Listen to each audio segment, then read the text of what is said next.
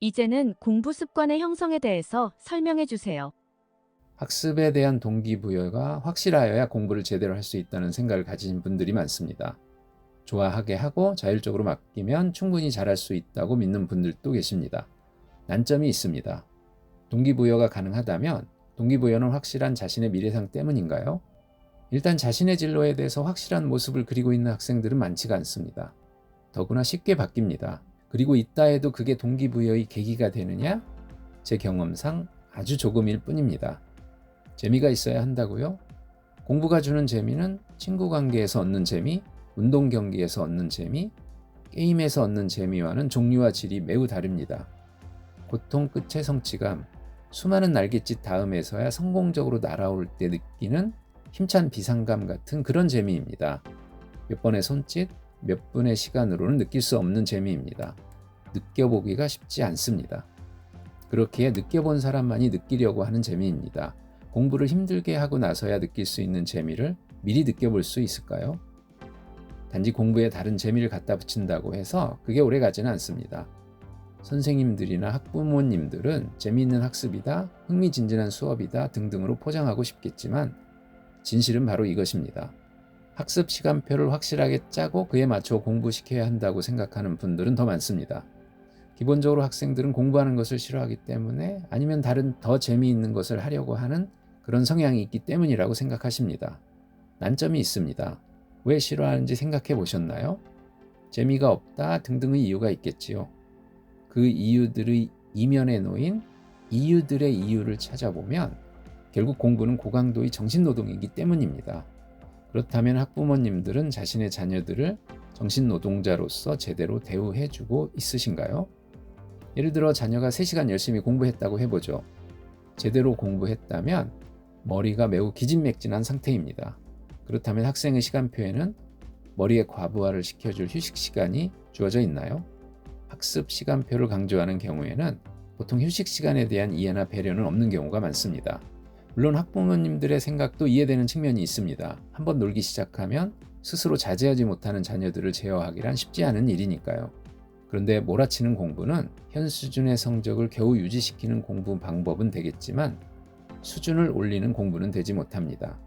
단기적으로 성과를 얻게 되더라도 장기적으로는 엄청난 후유증을 감수하셔야 될 수도 있습니다.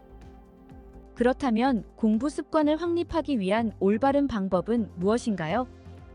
장기적으로 접근합니다. 그에 따라 단기적인 목표나 계획들을 세워나갑니다.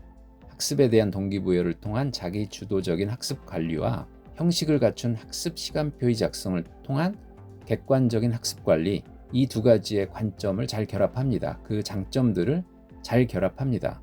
두 가지의 관점을 각각 학습의 내용과 형식이라고 나누어 생각할 수 있습니다.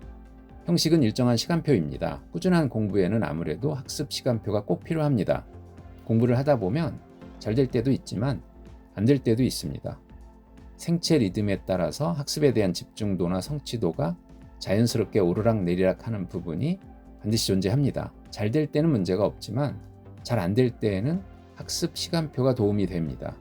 잘 안 될 때 손 놓고 있으면 공부의 연속성이 끊어져서 잘 될 때 다시 공부가 되라는 법은 없습니다.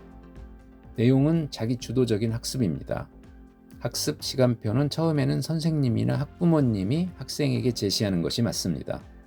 그리고 학습 시간표는 중간 기말에 시험 기간 단위나 학기 단위, 방학 단위로 나누어서 짜고 새로운 기간마다 바꿔갑니다. 그리고 이 과정에서 학생의 학습 역량이 커가는 것에 맞추어 학생의 주도성을 강화시켜 갑니다. 처음에는 타율적인 학습이더라도 점차적으로 자기 주도적인 학습으로 유도해야 한다는 뜻입니다. 그리고 학부모님들은 이 과정이 학습에 대한 스스로의 동기부여를 통해 자녀들에게 내면화되도록 전략적이고 장기적인 계획을 짜야 합니다. 계획을 짜는 과정에서는 학생 각자의 상황이나 수준, 단계에 맞는 정밀한 판단이 꼭 필요합니다. 혼자서 판단하지 마시기 바랍니다. 여러 선생님들의 의견이나 상담 선생님의 의견을 들어보는 것이 필요합니다. 일반적인 상담보다는 해당 학생을 직접 접하고 가르쳐본 선생님의 의견을 들어보셔야 합니다.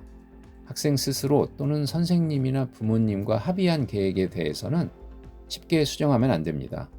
계획을 세울 때 허투루 혹은 일시적인 기분에 휩싸여 하지 말아야 하겠죠. 심사숙고해야 합니다. 수정은 아까 말씀드렸던 중간 기말 단위, 학기 단위, 방학 단위, 학년 단위 등으로 끊어서 하나의 큰 기간이 끝날 때 합니다. 계획의 수정도 단지 한 가지의 장점 또는 한 가지의 단점만을 보고 성급하게 하면 안 됩니다. 지난 기간의 계획을 평가하고 보다 상향된 목표를 잡아서 새로운 기간의 계획을 세웁니다. 목표 달성의 정도로만 판정하지 말고 자기 주도성을 고려한 객관적이고 종합적인 평가를 내릴 수 있어야 합니다. 만약 지난 기간의 평가에 있어서 학생 스스로가 또는 학부모님의 입장에서 평가 대상 학생에 대한 발전적인 면모를 전혀 찾아낼 수 없었다면 반드시 다른 분의 도움을 받으셔야 합니다. 칭찬의 내용이 없다라고 하면 학생의 자기 주도성을 끌어낼 수도 없다는 뜻이기 때문입니다. 저희 쌤톡스는 많은 학생분들이 목표에 맞춘 노력과 장기적인 계획을 통해 실력 향상과 등급 상승의 기쁨을 누리시기를 응원하겠습니다.